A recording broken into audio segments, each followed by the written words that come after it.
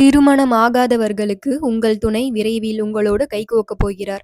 ஏனென்றால் இந்த கோவிலில்தான் முருகன் முதலில் வள்ளியை கரம் பிடித்தார். அதனால் இந்த கோவிலுக்கு சென்று முருகன் வள்ளி தெய்வானையை வணங்கி வந்தால் கூடிய விரைவில் திருமணம் ஆகும் என்பது பக்தர்களின் நம்பிக்கை. நீ நினைத்தது வெற்றி பெற லைக் செய்து ஓம் முருகா என கமெண்ட் செய்யுங்கள். 400க்கும் மேற்பட்ட படிகளை ஏறி இந்த கோவிலுக்கு செல்ல வேண்டும். படிகளின் வழியிலுள்ள பாறை குகைகளில் முருகன் வள்ளி தெய்வானையோடு காட்சி தருகிறார். இந்த குகையின் மேல் பகுதியில் சூரியனே காணாத சுனை ஒன்று உள்ளது.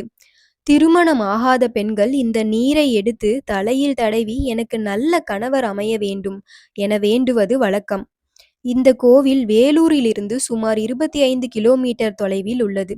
இது பக்தர்களால் வள்ளிமலை கோவில் என்று அழைக்கப்படுகிறது. முருகனின் முழு அருளையும் பெற இதை சப்ஸ்கிரைப் செய்து 5 பேருக்கு ஷேர் செய்யுங்கள்.